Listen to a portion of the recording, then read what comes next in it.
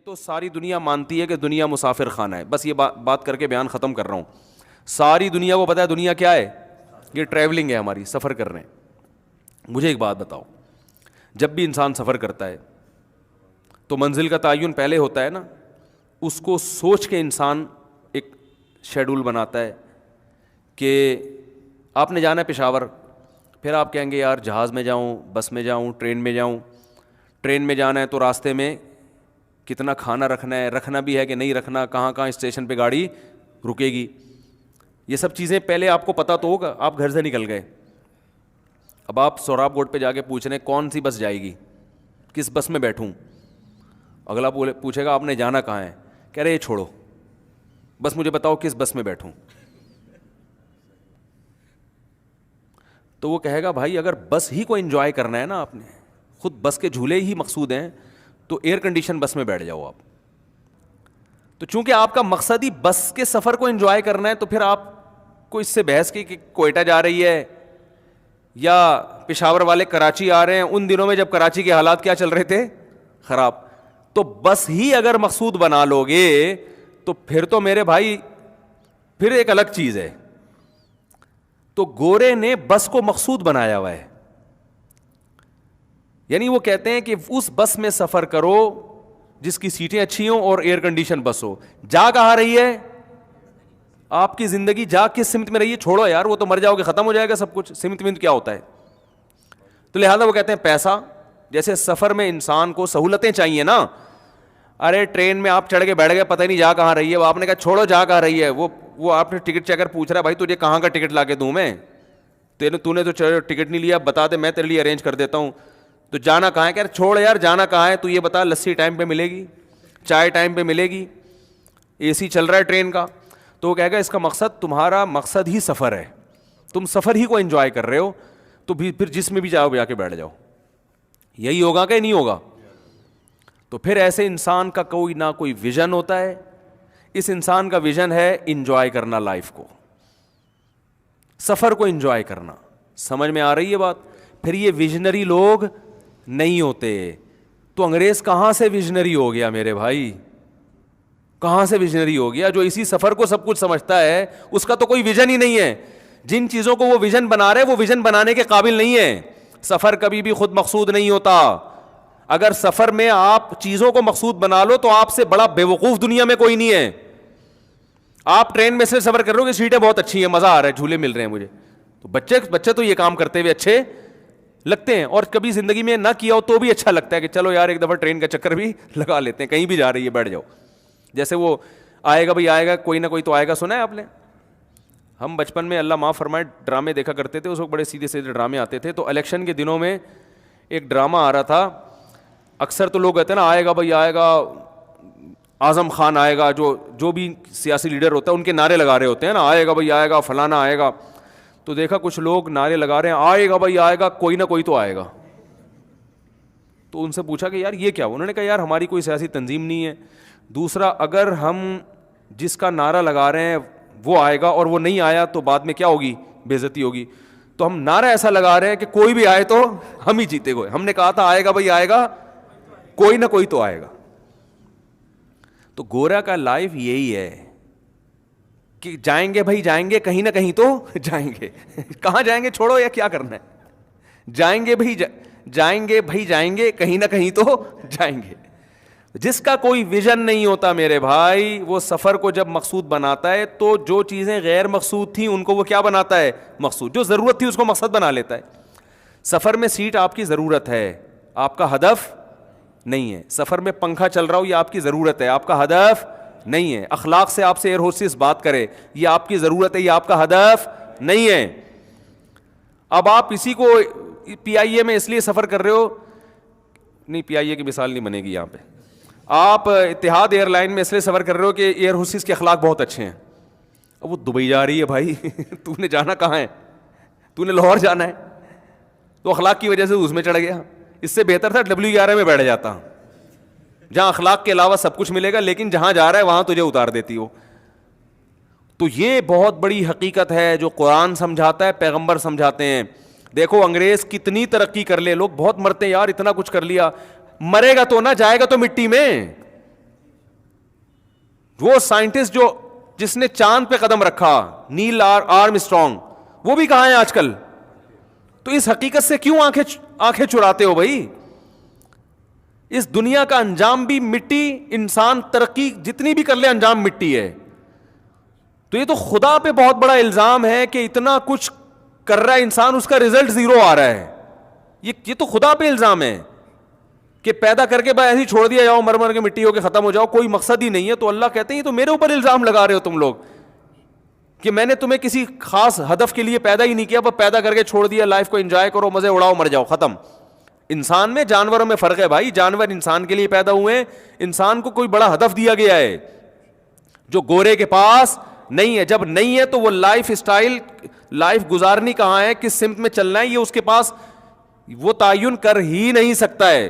ہم چاند پہ پہنچنے کے خلاف نہیں ہیں، ہم اس تسخیر کائنات کے خلاف نہیں ہیں، لیکن تسخیر کائنات کا بھی ایک ہدف ہونا چاہیے، اس کا بھی ایک مقصد ہونا چاہیے. وہ الگ بات ہے مسلمان تو نہ وہ ادھر کا رہا نہ ادھر کا رہا، وہ کسی مقصد میں بھی نہیں ہے اب. لیکن قرآن تو بہرحال گائیڈ کر رہا ہے نا آپ کو، قرآن تو آپ کی آنکھیں کھول رہا ہے کہ یہ جو عقل پرستی ہے یہ کافی نہیں ہے تمہارے لیے. تو جب اس کے پاس بیچارے کے پاس ہدف ہی نہیں ہے، اور یہ گوروں نے خود اعتراف کیا ہے کہ آپ جب بھی زندگی کا ویژن بناتے ہیں، جب بھی آپ اپنی کوئی پلاننگ کرتے ہیں نا کہ میں نے لائف کیسے گزارنی ہے، تو ہمیشہ اس ہدف کو سامنے رکھ کے پلاننگ کی جاتی ہے. دیکھو ایک آدمی MBBS ڈاکٹر بن رہا ہے، ایک لڑکا، تو اپنے دن بھر کے ٹائم کو اسی حساب سے مینیج کرے گا نا کہ میرا ہدف کیا ہے، ڈاکٹر بننا ہے. اب وہ ٹائم بننا ڈاکٹر ہے، وہ روزانہ پلمبر کے پاس جا کے بیٹھتا ہے 2 گھنٹے. تو لوگ کہیں گے تو پہلے یہ طے تو کر تو نے ڈاکٹر بننا ہے یا پلمبر بننا ہے. کہیں گے نا ڈاکٹر بننا ہے تو آپ کی ساری ایکٹیویٹیز پھر اسی حساب سے ہونا شروع ہو جائیں گی، اس میں کھانا بھی آئے گا، پینا بھی آئے گا، وہ ضرورت ہے آپ کی. بھائی آپ پلمبر بنو یا ڈاکٹر بنو، کھانا پراٹھے تو سب کھائیں گے اس میں. اب یہاں بھی یہی ہے میرے بھائی، ترقی تو سب نے کرنی ہے، تو انسان کی نیچر ہے، چاند پہ بھی جائے گا، خلاؤں کو بھی مسخر کرے گا، لیکن یہ ہدف تھوڑی ہے. خلائیں بھی مسخر ہوں گی، میڈیکل سائنس میں بھی ترقی کرے گا، یہ سب ہماری ضرورت ہے بھائی. دنیا میں رہنا ہے تو دنیا تو مادی اسباب کے بغیر چلتی نہیں ہے.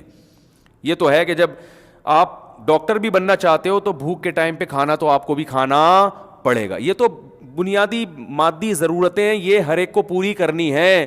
تو اس میں جب کھانا پڑے گا تو اس کے لوازمات میں سے ہے کہ بھئی کھیتی باڑی بھی کرنی پڑے گی. جب کھیتی باڑی کرنی پڑے گی تو ایگریکلچر جو ہماری یونیورسٹیاں ہیں ان کو بھی بنانا پڑے گا تاکہ کم محنت میں زیادہ سے زیادہ گندم اگایا جا سکے. پھر جناب یہ ان شعبوں میں بھی آگے جانا پڑے گا. تو یہ سارے اس کے لوازمات ہیں، مگر ان میں سے کوئی بھی ہمارا ہدف اور مقصد بولو نا نہیں ہے. یہ ساری ضرورتیں ہیں اور انگریز ان ضرورتوں کو علی وجہ الکمال پورا کر رہا ہے. لیکن اس کے پاس ایک بہت بڑی گمراہی کہ اس کو یہ پتہ ہی نہیں ہے کہ میں دنیا میں آیا کیوں، اللہ نے خود انسان کو بنایا کیوں ہے. اس کے ان کے پاس جواب نہیں ہے. ادھر ادھر کی فالتو قسم کی باتیں وہ کہیں ویسے ہی بنا دیا، اب اتفاق سے بن گئے. تو اتفاق سے تو نہیں ہو سکتا، یہ تو بے وقوفوں والی بات ہے. اتفاق سے 2 اینٹیں اوپر نیچے نہیں رکھی جا سکتی کروڑوں سال میں. آنکھ، کان، ناک، دل، دماغ، جگر، گردے، پھیپھڑے، کلیجی سب اپنی جگہ جا کے ڈاروین کے نظریے کے مطابق اتفاق سے بن کے پھیپھڑے بن کے انسان بن کے وجود میں آ گیا. یہ دنیا کا پاگل سے پاگل انسان بھی ایسی بات نہیں کر سکتا. آپ کو پھر اتنے بڑے سائنسدان کیوں کر رہے ہیں؟ خدا کو ڈکشنری سے نکالنے کے لیے کرنی پڑ رہی ہے ان کو یہ بات، کیونکہ خدا کو لائیں گے تو مذہب آئے گا، مذہب آئے گا تو پھر اسلام آئے گا، اسلام آئے گا تو مولوی آئیں گے. انگریز کہے گا، آئنسٹائن کہے گا یار مولانا لوگوں کی بات میں سنوں ہے بھائی. کیونکہ جب ایک چیز لاؤ گے نا تو پھر باقی چیزیں بھی خود بخود. جو سائنسدان خدا کا انکار کرتے ہیں وہ اس لیے کرتے ہیں کہ خدا کو مانو گے تو پھر سوال ہوگا خدا نے انسان کو بنایا ہے تو جو چیز خود سے بنتی ہے اس کا ویژن نہیں ہوتا، بنائی جاتی ہے اس کا مقصد ہوتا ہے. تو وہ مقصد کیا ہے؟ تو وہ مقصد تو خدا ہی بتائے گا، خدا کے علاوہ کوئی نہیں بتائے گا. تو خدا کی پھر آسمانی کتابیں ہیں، تو آسمانی کتاب قرآن کے علاوہ کوئی بھی محفوظ نہیں ہے. گھوم پھر کر پھر اسلام اور قرآن کے علاوہ کوئی آپشن بچتا ہی نہیں ہے خدا تک پہنچنے کا آپ کے پاس.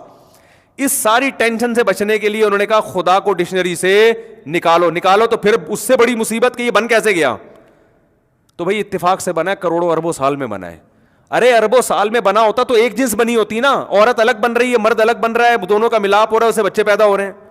یہ کیا ہو گیا یار؟ یہ نہیں آ رہی تو رہنے دو یار میرے بھائی. دیکھو اتفاق سے کرونا وجود میں آ گیا. کرونا کی ویکسین اتفاق سے وجود میں نہیں آئے گی. کورونا تو ہم کیسے اتفاق سے بن گیا, ویکسین تو بنانی پڑی ہے نا, ادھر کورونا آ رہا ہے ادھر اس کی ویکسین آ رہی ہے, دونوں کام ایٹ اے ٹائم اتفاق سے ہو رہے ہیں, یہ کھوپڑی نہیں مانے گی. ادھر مرد پیدا ہو رہا ہے جس کے دل میں عورت کی طلب ہے, ادھر عورت بھی پیدا ہو رہی ہے جس کے دل میں مرد کی طلب ہے, دونوں ایک دوسرے کی ضرورت ہیں, اور اس کے بغیر معاشرہ چل نہیں سکتا. اتفاق سے لیڈیز بھی پیدا ہو رہی ہیں, اتفاق سے مرد بھی پیدا ہو رہے ہیں, پھر دونوں کا ملاپ ہو رہا ہے, اتفاق سے بچے بھی پیدا ہو رہے ہیں. بچہ ادھر پیدا ہوتا ہے ماں کی چھاتیوں میں, اتفاق سے دودھ بھی آ جاتا ہے. خدا کی قسم ایسا اتفاق اس کا 10واں حصہ بھی نہیں ہو سکتا. یہ کیسا اتفاق ہے یار, ادھر بچہ پیدا ہوتا ہے ادھر ماں کی چھاتیوں میں دودھ آتا ہے, کہ کروڑوں سال کی ترقی سے ایسا ہوا ہے. یہ اتنی ترقی تو کوئی سوچ کے نہیں کر سکتا, بغیر سوچے خود سے کیسے ہو گئی. کیا ہو گیا بھائی, انسان نے اب تک اتنی ترقی نہیں کی ہے کہ مرد اور عورت بنا کے ان سے بچے پیدا کرنے کی وہ ایسی مشین ایجاد کر لے. کلوننگ تو انسان ہی کے جرسوں میں لیے جاتے ہیں نا, خود سے اب تک انسان ایسا نہیں کر سکا اتنا ذہین ہو کے. جو انسان اتنی ذہین مخلوق خود سے اپنے جیسا ذہین انسان نہیں بنا سکا محنت کے باوجود, وہ خود بغیر محنت کے کیسے بن گیا یار. بہت مشکل ہے بات سمجھانا, بہت مشکل ہے یار. یہ پولیس کا کیس ہے سیدھا سیدھا میں آپ کو بتاؤں, لیکن میں آپ کہہ رہے ہیں اتنی آسان باتیں سمجھ میں آ رہی ہیں, ابے نہیں آ رہی سمجھ میں. مصیبت یہ ہے, آ رہی ہوتی تو ہماری یہ حالت تھوڑی ہوتی جو چل رہی ہے. سارے نیک بنے ہوئے ہوتے ہیں نا. ہاں تو ویسے تو سمجھ میں آ رہی ہیں, لیکن عمل سے لگتا ہے نہیں, کھوپڑی میں یہ باتیں بیٹھ نہیں رہی ہیں. وہی پھر گوروں کے گیت گنگانا شروع کر دیتے ہیں, وہی یار یونیورسٹیوں کے, اور وہی وہ جو یونیورسٹی میں لبرلزم پھیل رہا ہے, یار یہ مولوی ایسے مولوی. ابے بھائی یہ مولوی کو نکال دو گے معاشرے سے, قرآن مولوی سے میرا قرآن کو نکال دو گے, مولوی بھی ہر طرح کے ہوتے ہیں, نکال دو گے تو آپ کو تو یہی نہیں پتا چلے گا جانا کہاں ہے آپ نے. تو اتنی ذہین مخلوق خود کسی ایسی مخلوق کو اب تک پیدا نہیں کر سکی اتنی ترقی کے باوجود, اور خود بخود بن گئی. واڑے واہ. جیسے ایک روبوٹ آپ نے دیکھا, آپ کسی بندے کے پاس گئے, بہت ذہین ہے, بڑا سائنسدان ہے, اور بہت اس کے چرچے ہیں, نوبل انعام ملا ہے اس کو, ایسا سائنٹسٹ, اتنا بڑا سائنسدان. آپ نے اس سے کہا کہ آپ بہت بڑے فنٹر ہیں اور جاپان آپ کو مانتا ہے, وہ جو فلاں سائنسدان نے ایک روبوٹ بنایا ہے نا, آپ بھی اس جیسا روبوٹ بنا لو. وہ کہے گا بھائی لاکھوں لوگ مل کے بھی یہ کام نہیں کر سکتے, لاکھوں سائنسدان مل کے بھی. آپ اسے کہو گے یار کیوں ٹوپی کرا رہے ہو, ہے بھائی وہ بھی انگلش میں ٹوپی کرا رہے ہو مجھے تم. آپ اتنے بڑے سائنٹسٹ ہو, آپ سے جو چھوٹے درجے کا ہے اس نے روبوٹ بنا لیا, تو آپ کیوں نہیں بنا سکتے, آپ تو اس فیلڈ کے اس سے بھی بڑے ماسٹر ہو. کہے گا نہیں کسی نے نہیں بنایا, وہ تو خود سے بنا ہے. وہ جو روبوٹ ہے نا جس کے بارے میں آپ کہہ رہے ہو کہ فلاں نے بنایا ہے, وہ کروڑوں سال میں لوہے کے وہ پگھل کے یوں ہوا, پھر ایک کیل بنی, پھر ایک کیل سے جناب وہ کچھ پلیٹیں بن گئی, پھر پلیٹیں آپس میں جڑ گئی, ہوتے ہوتے وہ بن گیا. اربوں خربوں سائنسدانوں کے پاس سالوں کی کمی نہیں ہوتی. آپ کہو 1 کروڑ سال میں کیسے ہو سکتا ہے, وہ کہتے ہیں 1 خرب لگا لو, 1 خرب میں ہوا ہے. اب کہتے ہیں یار 1 خرب میں بھی 2 اینٹیں آپس میں نہیں جڑتی اس طرح سے. وہ کہے گا چلو 56 خرب سال لگا لو. تو پیچھے جھانک کے کون دیکھ رہا ہے کہ وہی کہ ہوا کیا ہے. تو اربوں خربوں تو ایسے ہی مارکیٹ میں چل رہے ہوتے ہیں. تو آپ نے کیا کہا, وہ جب یہ دلیل دے گا کہ اپنی جھیپ مٹانے کے لیے کہ میں تو نہیں بنا سکتا, تو اگلا کہے گا کہ یار آپ سے کم درجے کا سائنسدان نے تو بنا لیا وہ, اور آپ تو اتنے انعام یافتہ ہو, آپ نہیں بنا رہے. وہ کہے وہ جھوٹ بول رہا ہے, وہ اس نے نہیں بنایا, وہ کروڑوں اربوں سال میں خود بنائے. تو یہ ایسا ہی ہے جیسے ایک جھوٹ چھپانے کے لیے 100 جھوٹ بولنے پڑتے ہیں.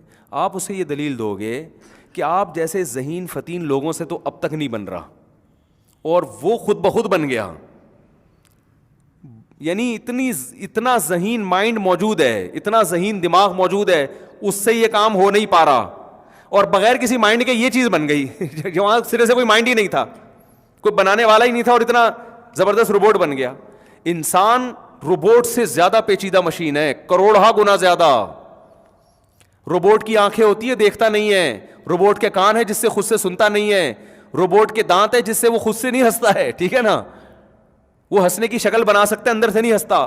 انسان ایسی مخلوق اللہ نے بنائی ہے جو فجعلناہ سمیعا بصیرا. اللہ فرماتے ہیں ماں کے پیٹ میں 9 مہینے کے لیے ایک پانی جاتا ہے, 9 مہینے میں انا خلقنا الانسان من نطفۃ امشاج، پانی تھا پانی، اور 9 مہینے بعد فجعلناہ سمیعا بصیرا، سنتا اور دیکھتا بنا دیا ہم نے اس کو.